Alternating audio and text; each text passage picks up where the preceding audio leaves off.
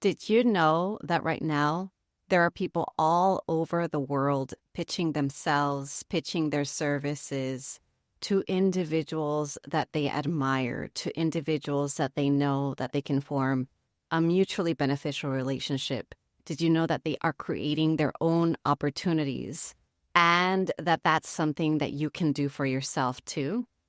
Well, if you didn't know, then you're going to want to tune in to today's episode because it is all about how to pitch yourself to create your own opportunities.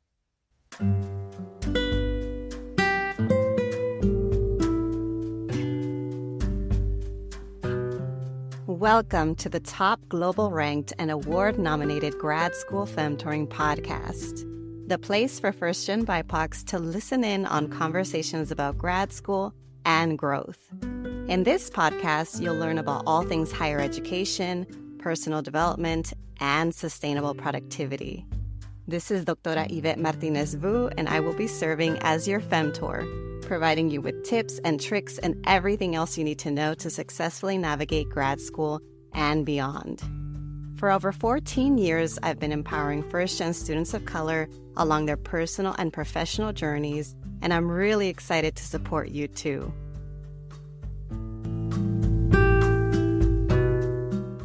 Welcome back, everyone, to another episode of the Grad School Femtoring Podcast. This is your host, Doctora Yvette.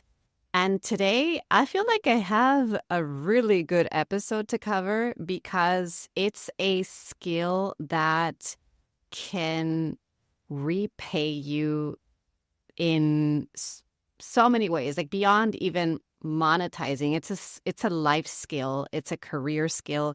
It's something that everybody should have in their back pocket, and it's something that was introduced to me when I was in college, but I didn't realize just how game-changing it was and how it's applicable across the board beyond just research and academics. So I want to talk to you about the topic of pitching because it's something that has been coming up for me a lot, and it's something that I think that you could gain a lot of if you learn a little bit more about what it is and how to do it successfully. So what is pitching? When I think about a pitch, I think about a short, succinct, self-contained speech to sell yourself and to tell someone else what you can offer them. It involves introducing yourself, presumably to someone who might not know you. You want to tell them about you, tell them about what makes you stand out. This might include some notable achievements, anything that's relevant to what you're pitching them, right? So you bring up this idea, you bring up an offer, and then you let them know how this could benefit them or how this could be mutually beneficial for both of you. And then once you send out that pitch, you want to see how they respond, see what it is that resonates with them, and keep honing in on that skill. Now, I mentioned that when I was first introduced to the idea of pitching, it was in college, and this was back when I was introduced to the concept of a 3-minute elevator pitch. And I remember teaching about how to come up with your own elevator pitch, even when I was the graduate student mentoring undergrads. I even continued to teach about the elevator pitch when I worked full-time in higher ed, working with McNair scholars, helping them to perfect their 3-minute elevator pitch related to their undergraduate research projects. But remember, a pitch is applicable beyond higher education. So when we were teaching 3-minute pitches, we were trying to teach students how to speak succinctly about them, about their research, about why it should matter to other people. Now, in this case, aside from wanting to learn how to perfect your research pitch, if you are still conducting research, maybe you're working on an undergraduate thesis, maybe you're working on a master's thesis, maybe you're completing a dissertation, it is quite helpful to be able to talk about your work succinctly. You also want to be able to have a 3-minute pitch about yourself, about your work, about what you stand for more broadly. You also want to have a 3-minute pitch when you're going in for any interview. So maybe you're applying to jobs right now. You want to have a 3-minute version of who you are, what you stand for, why you're applying to this job in particular. So that skill of perfecting that 3-minute pitch is really, really helpful. But then beyond that 3-minute pitch, I also want you to familiarize yourself with other ways that you could be pitching yourself. The other ways include pitching yourself for internship opportunities. This has come up on several occasions for me. In fact, I'm thinking about 2 specific examples. One was back when I was advising McNair scholars. I remember there was one year that one student was set on applying to summer research programs. And so the student applied. And unfortunately, if I remember correctly, I don't think that they got into any summer programs, but they really, really wanted to not be at their current institution and instead pursue a summer internship experience elsewhere. So what she did was inquired about whether there was funding through our program to sponsor her to work with another summer program. And we agreed to doing this. The student then went and crafted a pitch email to this professor or advisor that she really wanted to work with, let the professor know that there was no money coming in out of her own pocket, that all she needed was the advising, the research experience, the support, that she would be there to assist the professor in whatever capacity that the professor needed. And guess what? The professor said yes, and the student managed to get sponsored through our program, and she had that summer research experience off campus like she wanted. That was a really great success story. I also have a similar success story that's more recent of finding out about someone that I used to work with who was searching for different opportunities and found out that at their institution, they provide funding to graduate students for internships. But the caveat here is that the Career Center doesn't provide you with an internship. You have to go out and search for it, or you have to go out and create it.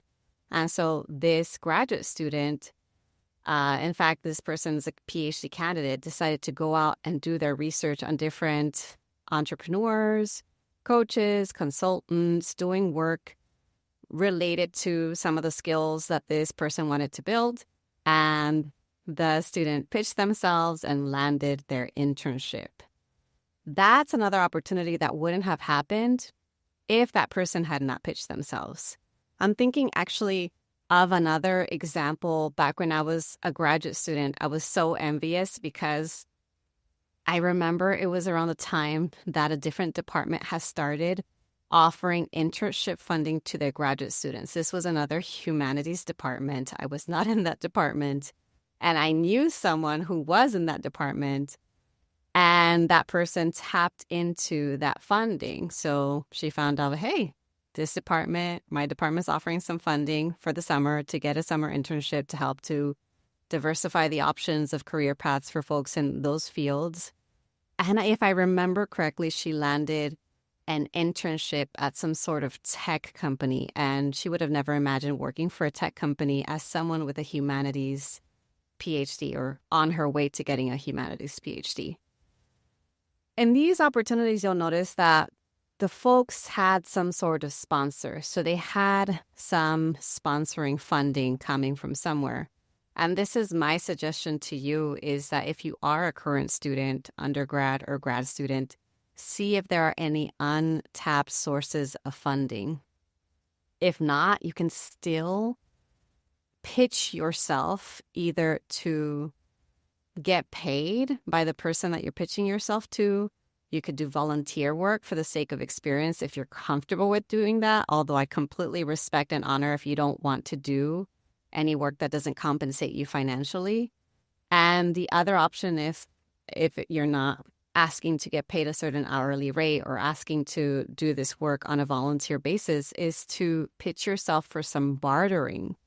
And the bartering here, meaning that you are offering to receive support services from someone or to receive this internship opportunity from someone in exchange for something else. So you provide one type of support and they provide you with something else. So this actually happened to me recently with someone wanting to work with me, wanting to receive my coaching services, and agreeing to do it in exchange for helping me with some administrative tasks. We set it up. I came up with a bartering agreement. We did it, and it actually worked out quite well. I got the support I needed. This person got the coaching support that they needed. And so it was a win-win on both our ends. And in fact, I want to stress how helpful it can be to consider opening yourself to bartering opportunities. I don't feel like we barter enough nowadays. Sometimes, we offer favors to folks, but if you're a giving person, a lot of times you're giving, and not receiving enough. So at least with a barter, you know that you're guaranteed receiving something in exchange, so that folks aren't just always taking from you. And I can be like that. I'm the type of person that I've always loved being a helper. I've loved giving, but I've realized that's why I set really firm boundaries now, that I can't give all the time. That's what leads to me burning out. That's what leads to me being over capacity. And that's what leads to me getting sicker. So if I want to be able to do this long term, if I want to not just survive but thrive, I have to set my boundaries. I have to make sure I'm involved in reciprocal relationships and that I'm doing work that also pays me back or compensates me in some way. So just consider that. Consider the option of maybe if I cannot find any sources of funding that can sponsor me, I can see if there's any way that I could arrange a barter with someone who could potentially help me out, and I could potentially help them out in different ways. So I mentioned the 3-minute pitch. I mentioned pitching yourself for internship opportunities. I mentioned considering a bartering opportunity. And then also keep in mind that going back to pitching yourself to do paid work, you can pitch yourself to create your own side hustle.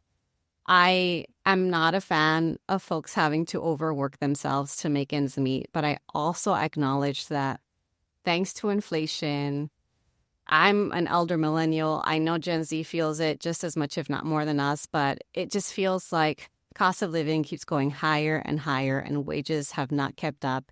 And that makes it so that so many of us are having to find new and creative ways to make ends meet. So if you find yourself in that same position, then I would want to encourage you to look beyond job boards. A lot of folks I know are looking for jobs and they're like, oh, can you send me an ad? I'm looking for this type of job. I want it to be part-time. I want it to be remote. And they're searching on the job boards and very few are remote, or if they're remote, they're very low pay. Or maybe they're looking for part-time work and everything is full-time work. Or maybe they're looking for remote and it's hybrid. You get it. It can be tricky to find what you need when you're searching job boards where, in fact, 90% of jobs out there are part of the hidden job market. They're not even being posted publicly on job boards. So you're missing out on a lot of opportunities if you're not networking and also if you're not creating opportunities for yourself. So this is just to remind you that if you're looking for other ways to make ends meet, don't discount potentially pitching yourself to others. This might look like pitching yourself to a professor to help them with their research and organizing. I remember someone in grad school who used to babysit her advisor's kids, and that's how she made a little bit of spare change. You could also pitch yourself to be a tutor. Maybe you're tutoring a neighbor's kid or someone, their kid. I mean, I mentioned on my social media recently that I took on a college admissions client for the first time in a long time. I don't really do that. I primarily work on grad school admissions and productivity consulting. So that's not really my thing, but they really, really wanted to work with me and they came highly recommended and they reached out and proposed this to me. Like, hey, we really want your work. We really want to hire you. And I'm like, okay, you want to work with me so badly? I'll say yes. And thankfully it worked out for that high schooler that even though they didn't get in last year, they reapplied and got in this year. And they're starting college at a UC in NorCal this fall. And it's really, really exciting. But that was all because they didn't go to my site and look at my services and take no for an answer. They didn't look at my website and think, oh, she only does X, Y, and Z. then we can't reach out to her because she's not going to want to work with us. No, they saw me, they knew that I could help them, and they pitched this idea of, hey, can you help us with the college admissions process? And I said yes.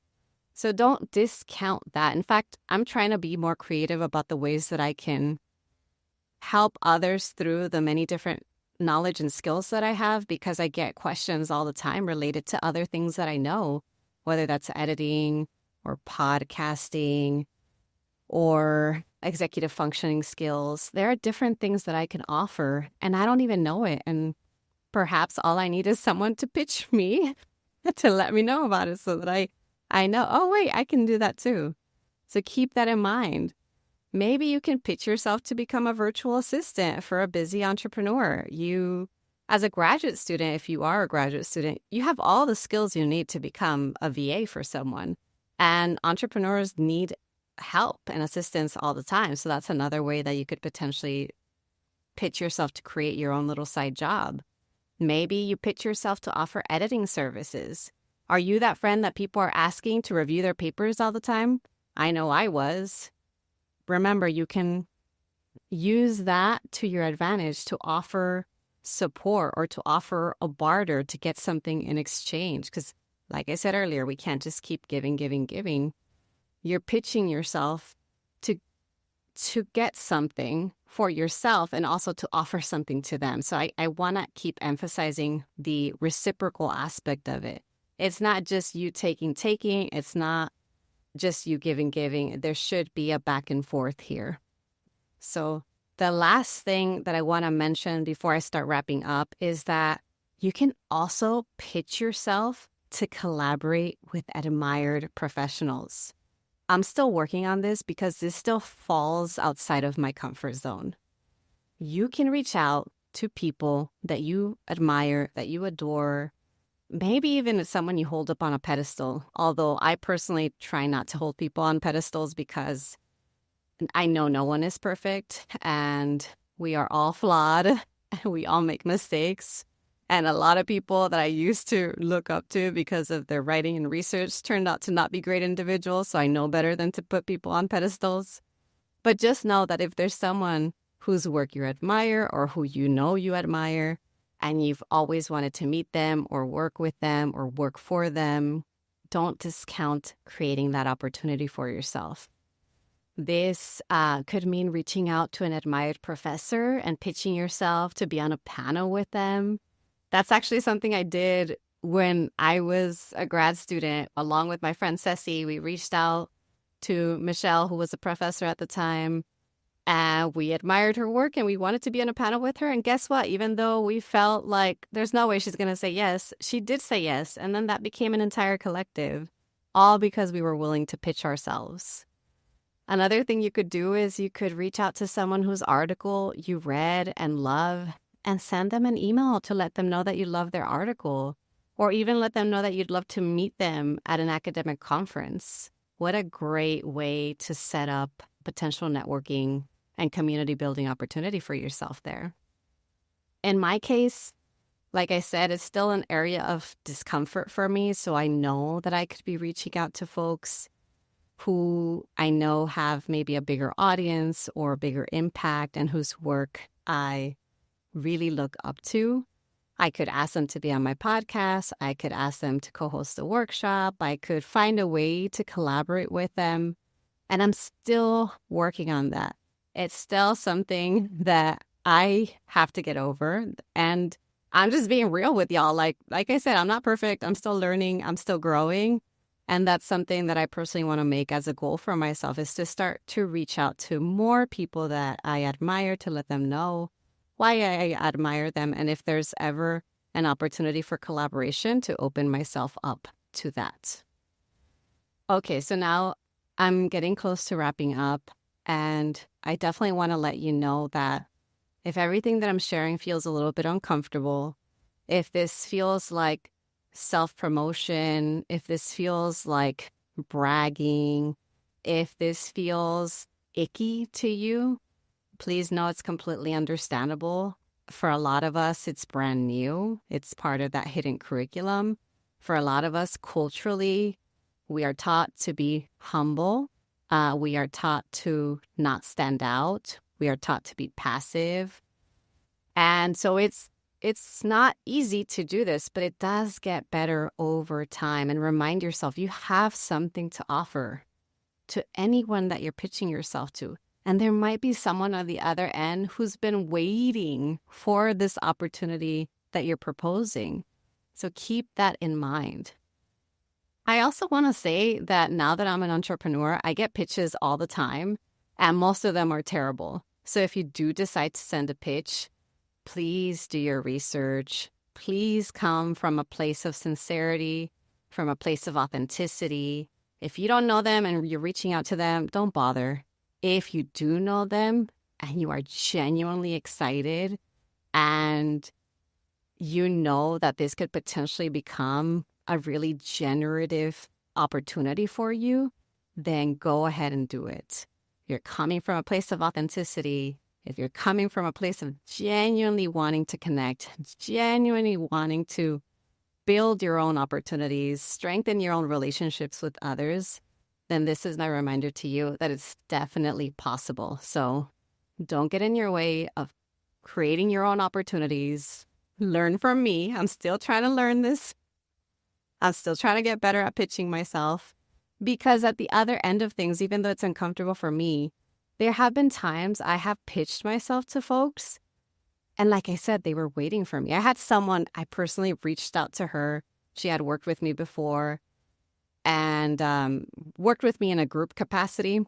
And I just had this feeling. I was like, oh, this would be a really great person to work with. But also, I don't want to pressure her. And also, I don't know if she wants to work with me. But I sent an email like, just a heads up. I'm taking on more one-on-one clients. If you know anyone or if you personally need support, let me know. I'm here. And she reached back out right away and she needed support. And I'm like, oh, thank goodness I listened to my gut and my intuition that was telling me to reach out to her, even though it felt icky and uncomfortable. And guess what? We're both benefiting from it. So that's the last thing I want to say. Remember to work on your 3-minute pitch for different circumstances. Remember to pitch yourself for internships. Pitch yourself for side hustles. Remember to consider bartering as a potential other option. And I hope that you can start pitching yourself to collaborate with people you admire too. I hope you found this helpful, and I will talk to you all next time.